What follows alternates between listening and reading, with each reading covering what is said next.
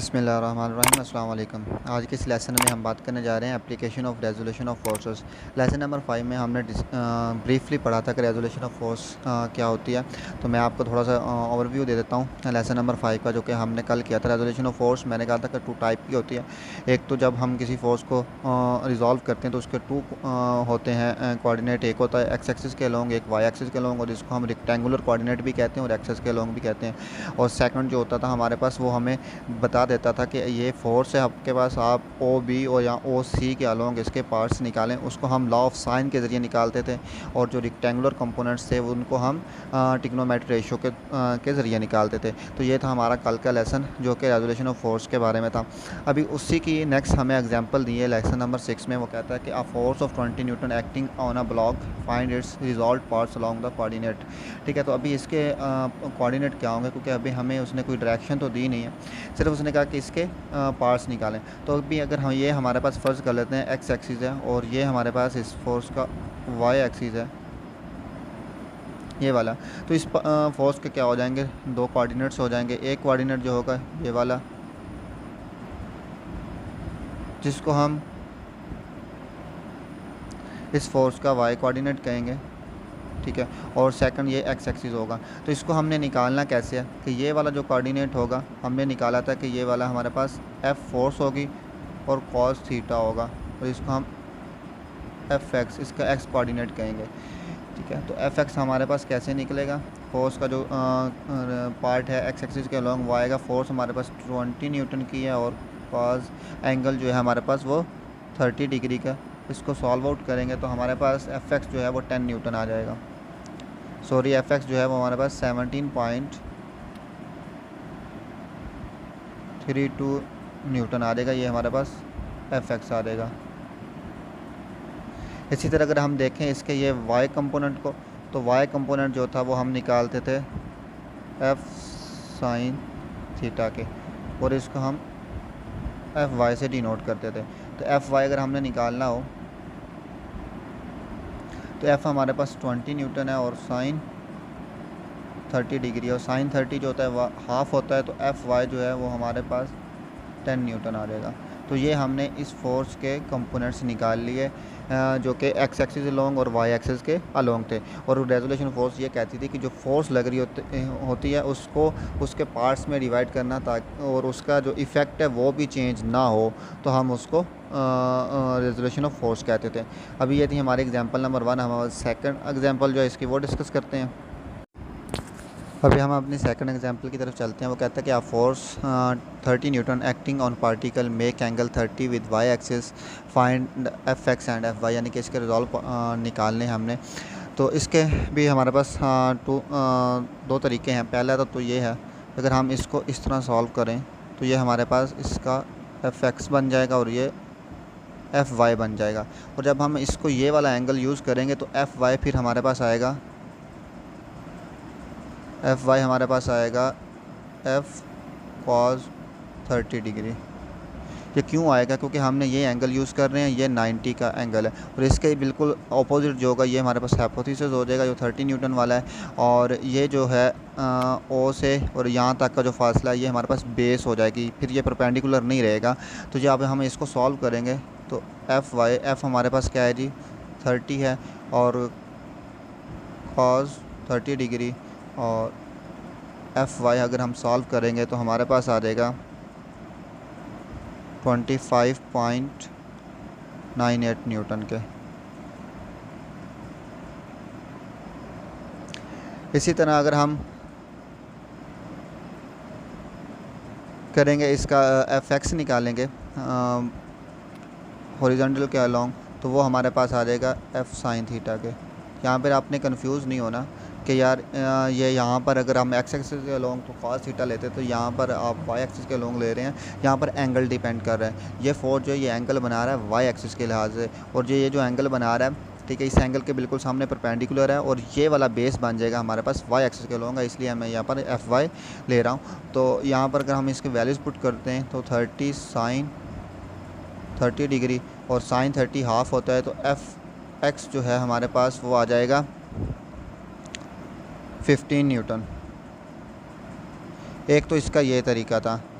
और सेकंड इसका मेथड भी है। सेकंड मेथड ये है कि आप ऐसे करें कि ये हमारे पास टोटल 90 डिग्री है, 90 में 30 निकाल दें तो ये एंगल जो बचेगा एक्स एक्सिस के साथ वो 60 डिग्री बच जाएगा। तो आप इसको इस तरह रिजॉल्व कर लें, ठीक है। तो ये इसका एफ वाई आ जाएगा और ये इसका एफ एक्स आ जाएगा। तो आप इधर से अगर एफ एक्स इधर से निकालना चाहते हैं तो आपका जो एफ एक्स है वो उसी तरह आएगा एफ कॉस थीटा के। यहाँ पर एंगल डिपेंड कर रहा है क्योंकि अभी एंगल एक्स एक्सिस के साथ बना रहा है और इसके सामने एफ वाई जो ये परपेंडिकुलर है और ये एफ एक्स बेस है। यहाँ पर जब हमने ये एंगल लिया था 30 वाला तब हमारे पास एफ वाई बेस थी। तो इसमें अगर हम वैल्यूज़ पुट करेंगे तो हमारे पास एफ एक्स क्या आ रही 30 कॉस 60 डिग्री के। तो एफ एक्स का 60 जो होता है वो हाफ होता है। तो एफ एक्स हमारे पास आ जाएगा 15 न्यूटन, वही निकल आया हमारे पास उसी तरह। और अगर हम इसका एफ वाई निकालें तो वो आएगा हमारे पास एफ साइन थीटा के। तो एफ साइन थीटा हमारे पास 30 साइन 60 डिग्री।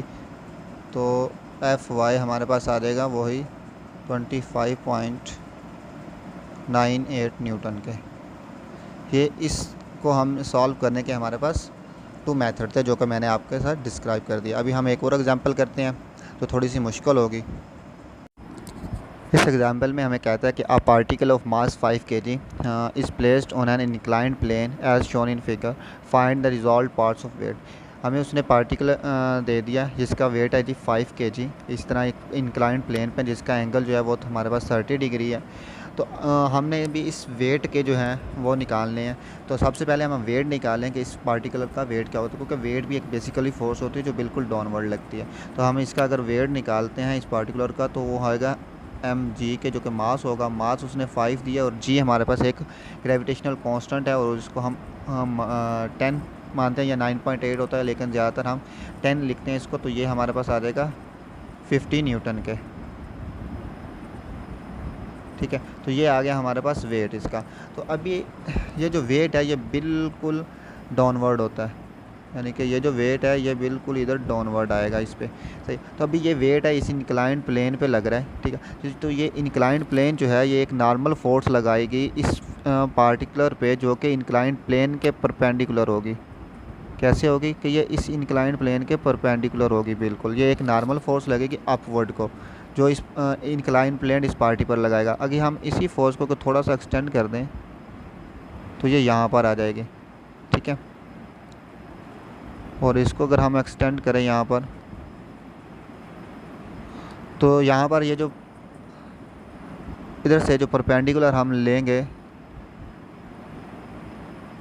ठीक है, और ये यहाँ पर हमारे पास 90 डिग्री का एंगल बनेगा। अभी प्लेन जब भी हम किस आगे भी इंक्लाइंड प्लेन के जो है वो क्वेश्चन करेंगे तो इंक्लाइंड प्लेन पे ये जो यहाँ पर जो एंगल होता है वो सेम यहाँ पर एंगल होता है, यहाँ पर। इसको हम कहते हैं सेम 30 डिग्री का एंगल होगा यहाँ पर, ठीक है। और अभी ये हमारे पास अभी ये वेट था हमारे पास ये वाला, ठीक है। इसके हमारे पास 2 पार्टिकुलर बन गए। ये जो पार्टिकुलर है ये हमारे पास डब्ल्यू एक्स एक्सिस के लॉन्ग बना और ये पार्टिकल जो है ये हमारे पास बन गया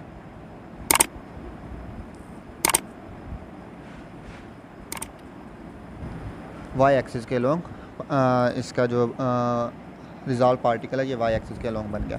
अभी हमने ये वाला अगर हमारे पास एंगल हो तो हम इजीली निकाल सकते हैं। तभी ये एंगल हम कैसे निकालेंगे, ये 90 है ये 30 है, 90 और 30 हमारे पास कितना हो गया 120। तो ये एंगल हमारे पास 60 डिग्री का बचेगा, ठीक है। हम इस 60 डिग्री एंगल को यूज़ करते हुए इसके बाकी जो हैं वो निकाल लेंगे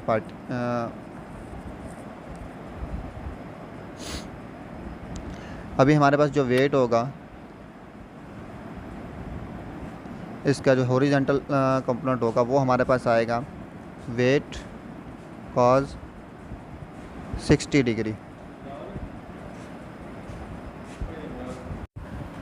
जब हम इसको सॉल्व करेंगे तो हमारे पास जो डब्ल्यू एक्स है, क्योंकि कॉस 60 हमारे पास हाफ होता है, डब्ल्यू हमारे पास 50 kg निकला हुआ है, 50 न्यूटन निकला हुआ है। तो ये एक्स एक्सिस के लॉन्ग जो हॉरिजॉन्टल इसका कंपोनेंट आएगा वो हमारे पास आ जाएगा 25 न्यूटन के वेट का जो हॉरिजॉन्टल कंपोनेंट होगा हमारे पास।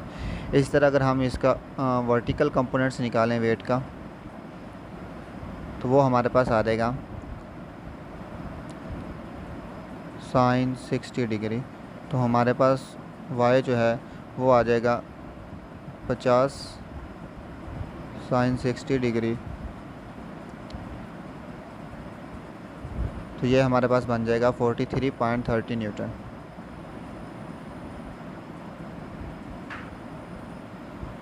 तो ये हमने इस तरह वेट के हॉरिजॉन्टल एंड वर्टिकल कंपोनेंट्स निकाल लिए। बिस्मिल्लाहिर्रहमानिर्रहीम। एक और एग्जांपल है, इसमें हम देखने का find result components of 15 newton with respect to 20 newton. वो कह रहा है कि जो 15 न्यूटन की फोर्स है उसके आप कंपोनेंट्स निकालें, रिजॉल्व कंपोनेंट्स 20 न्यूटन के हिसाब से। तो ये फिगर है, तो 15 न्यूटन जो है वो 60 डिग्री पे एक्स के साथ, जो 20 न्यूटन है वो 30 डिग्री के साथ है। तो सबसे पहले हमें इन दोनों फोर्स के दरमियान जो एंगल है वो निकालना है। तो इस फोर्स के दरमियान जो एंगल होगा वो 60 में से 30 निकाल देंगे तो 30 डिग्री बच गया। अभी हमने 20 न्यूटन के मुताबिक इसके निकालने हैं। एक तो इस 15 न्यूटन का 20 न्यूटन के पैरेलल होगा कंपोनेंट, और एक होगा 20 न्यूटन के परपेंडिकुलर। तो जो 20 न्यूटन के परपेंडिकुलर होगा तो वो ये वाला होगा हमारे पास। तो हम ये हमारे पास इस 15 न्यूटन का जो होगा ये परपेंडिकुलर हो जाएगा कंपोनेंट, और ये वाला जो कंपोनेंट होगा 15 न्यूटन का वो पैरेलल कंपोनेंट होगा 20 के। तो अभी हम निकालते हैं 15 न्यूटन का पैरेलल कंपोनेंट।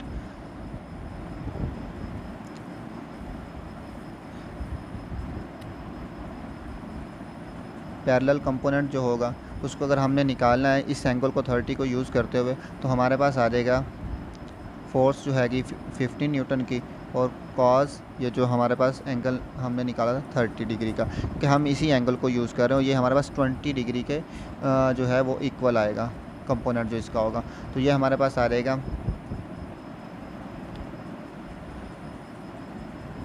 12.99 न्यूटन के। तो ये हमारे पास पैरेलल कंपोनेंट आ जाएगा। अगर हम इसी तरह ये परपेंडिकुलर कंपोनेंट निकालें 15 फोर्स का विद रिस्पेक्ट टू 20 के, तो वो हमारे पास परपेंडिकुलर कंपोनेंट जो होगा वो हमारे पास आएगा 15 साइन 30 डिग्री, और साइन 30 जो होता है वो हमारे पास हाफ होता है। तो ये हमारे पास आ जाएगा 7.5 न्यूटन के। तो ये थे हमारे पास कुछ एग्जांपल्स रेजोल्यूशन ऑफ फोर्सेस की। तो इनको इंशाल्लाह आगे जो हम इक्विलिब्रियम का टॉपिक करेंगे और उनमें इसका अच्छा खासा इसका इस्तेमाल है।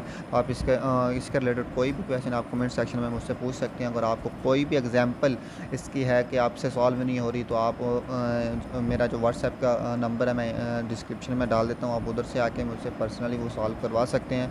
तो ये जो कंसेप्ट थे जो अच्छे थे, यानी कि जो यूज़ होने वाले हैं, वो मैंने इस लेसन में रखे हैं और एग्जाम्पलों में डिस्कस किए हैं। उम्मीद है कि आपको ये लेक्चर भी पसंद आएगा।